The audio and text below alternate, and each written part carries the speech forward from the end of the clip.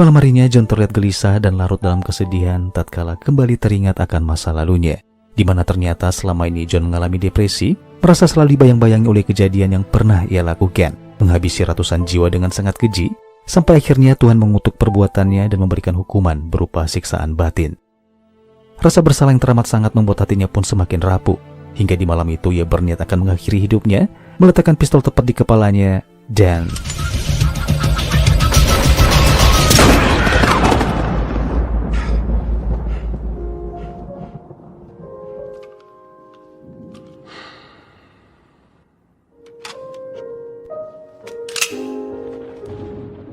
merasa aneh dengan pistolnya yang selalu saja tidak berfungsi setiap kali dia mencoba bundir, membuat John merasa perlu untuk menghubungi sahabatnya yaitu Paul untuk menanyakan tentang keanehan tersebut. Chris, you alright?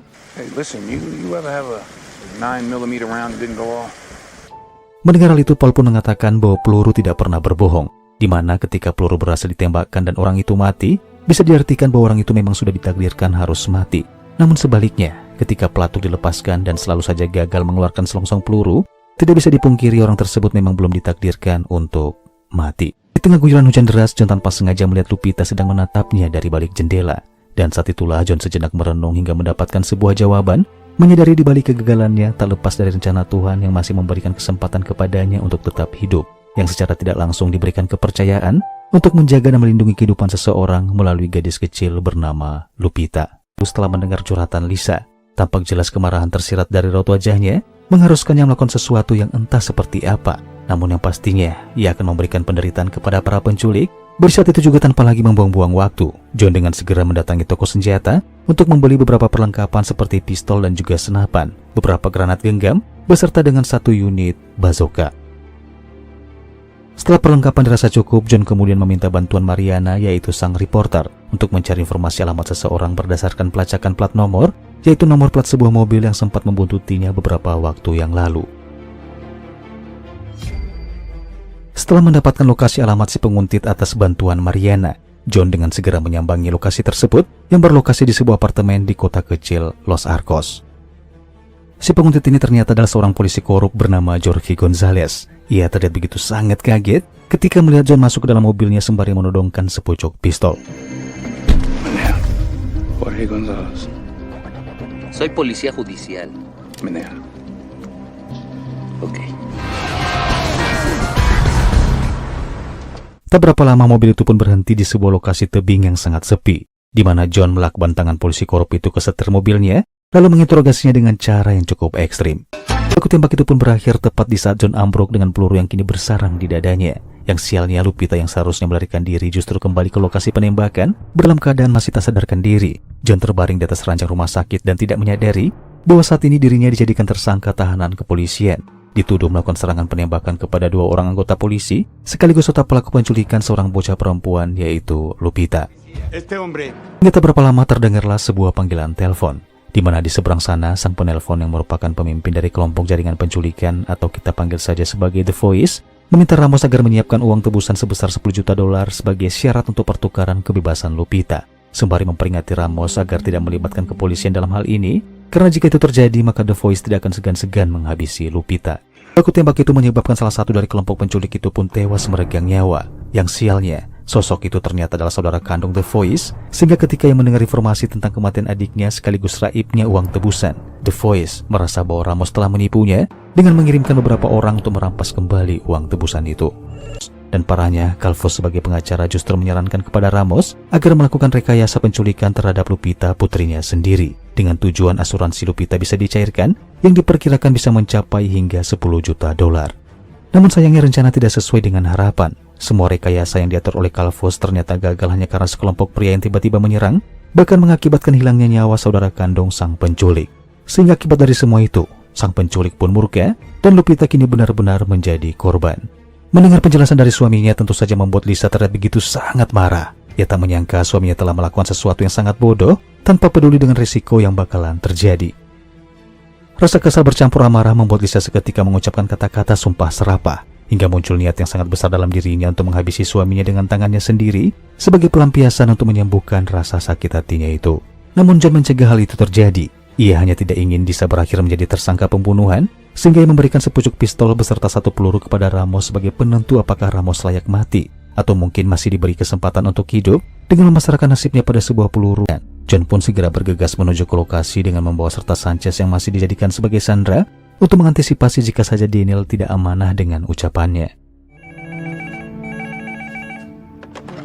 Lisa, listen to me. Don't hang up. I think Peter's alive. Take the road to Pueblo. Get off Junction 34th South Side.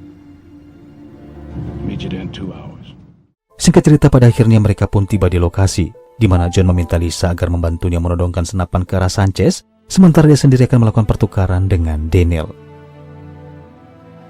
Segera John berjalan menyusuri sebuah jembatan untuk menyerahkan dirinya. Hingga tak berapa lama, Lupita pun dikeluarkan dari mobil, berlari menghampiri John untuk kemudian memeluk pria setengah baya itu dengan sangat erat.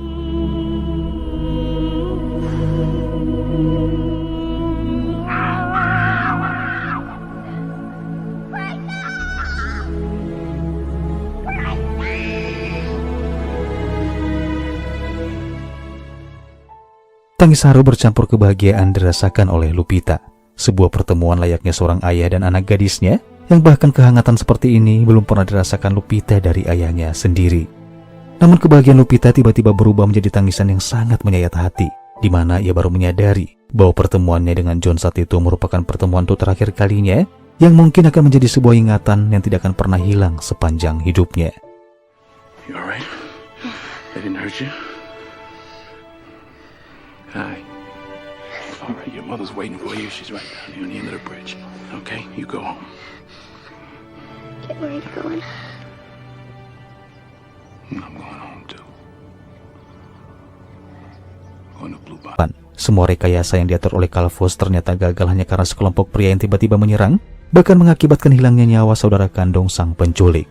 Sehingga akibat dari semua itu, sang penculik pun murka dan Lupita kini benar-benar menjadi korban. Ia tak menyangka suaminya telah melakukan sesuatu yang sangat bodoh tanpa peduli dengan risiko yang bakalan terjadi. Rasa kesal bercampur amarah membuat Lisa seketika mengucapkan kata-kata sumpah serapah, hingga muncul niat yang sangat besar dalam dirinya untuk menghabisi suaminya dengan tangannya sendiri sebagai pelampiasan untuk menyembuhkan rasa sakit hatinya itu. Namun John mencegah hal itu terjadi.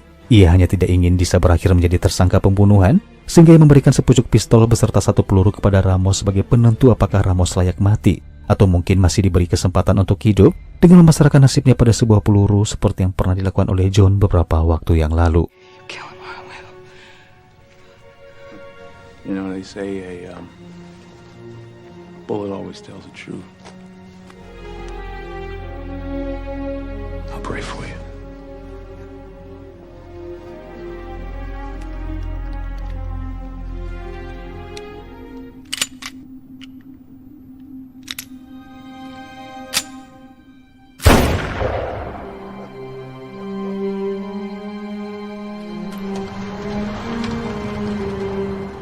Di keesokan harinya, John yang sudah mengantongi salah satu nama dari komplotan penculik, John pun dengan segera menyambangi rumah oknum penculik yang diketahui bernama Sanchez, di mana aksinya kali ini tanpa John sadari sedang dipantau oleh Miguel Manzano. Mendapatkan ancaman dari John yang dirasa bukan hanya sekedar gertakan belaka, Fuentes dengan wajah yang mulai memperlihatkan mimik ketakutan, pada akhirnya dengan segala keterpaksaan yang menceritakan kronologi di balik penculikan Lupita. Dalam ceritanya terungkaplah sebuah fakta baru, di mana pengacara pribadi Ramos yaitu Jordan Calvus ternyata selama ini bersekongkol dengan Fuentes untuk mendapatkan uang tebusan $10 juta dari hasil penculikan Lupita, di mana Calvus menyewa kelompok para penculik yang dipimpin oleh The Voice, yang sialnya Fuentes tidak ingin berbagi hasil dan pada akhirnya mencurangi Calvus. Ia mengirim anggotanya untuk menyerang para penculik, bahkan merampas uang hasil tebusan dari anak buah The Voice saat bertransaksi. Diketahui bahwa serangan dari anggota Fuentes mengakibatkan adik dari The Voice harus tewas meregang nyawa. Sehingga mulai saat itulah kekacauan semakin bertambah parah, menyisakan dendam yang tak termaafkan dari sang penculik yang justru mengancam nyawa Lupita. John yang menyadari bahwa Jordan Calvus adalah salah satunya orang yang mengetahui identitas pemimpin penculik atau The Voice. Singkat cerita, tibalah John di kediaman Calvus alias pengacara Ramos. Namun saat ia masuk ke dalam, ia pun seketika kaget saat melihat tubuh Calvus mengambang di kolam renangnya yang kini dipenuhi oleh cairan merah.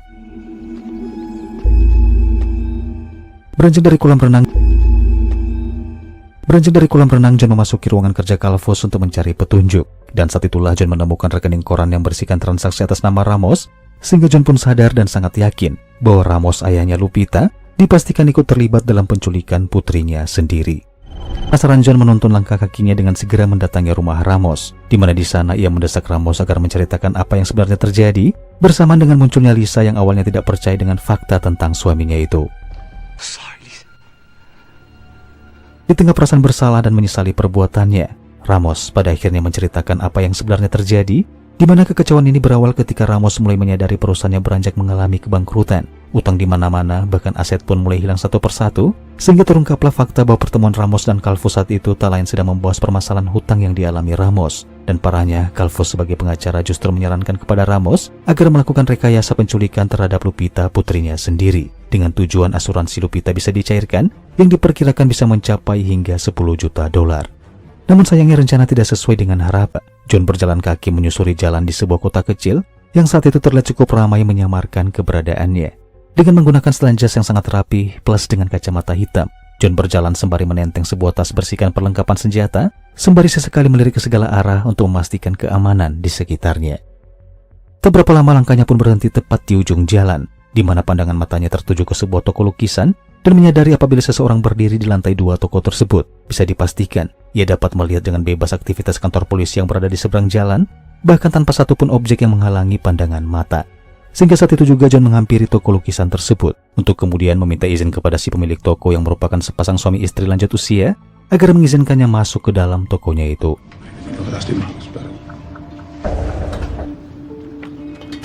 La iglesia dice que hay que perdonar. Forgiveness is between them and God. It's my job to arrange the meeting. Tak berapa lama setelah menyiapkan bazooka yang disetting tepat mengarah ke kantor polisi, muncullah iring-iringan mobil Fuentes yang hanya berjarak kurang lebih 200 meter, dan saat itu juga tanpa lagi membuang-buang waktu, John dengan segera melepaskan tembakan amunisi bazooka hingga menghancurkan salah satu mobil anak buah Fuentes. Di mana mobil itu ternyata mobil dengan plat nomor yang sama dengan mobil yang sempat mengikuti mereka beberapa hari yang lalu.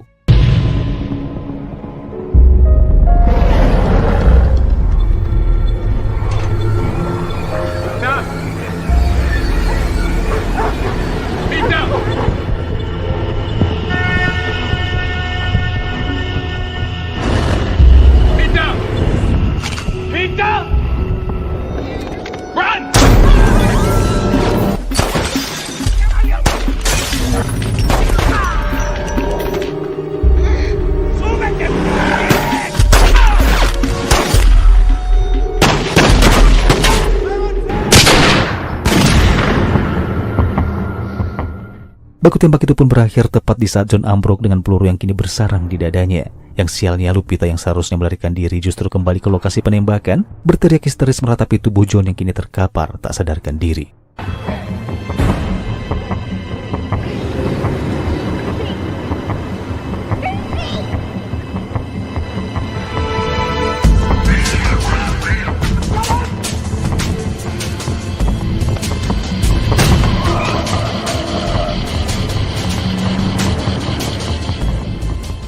Dalam keadaan masih tak sadarkan diri, John terbaring di atas ranjang rumah sakit dan tidak menyadari bahwa saat ini dirinya dijadikan tersangka tahanan kepolisian, dituduh melakukan serangan penembakan kepada 2 orang anggota polisi, sekaligus otak pelaku penculikan seorang bocah perempuan yaitu Lupita.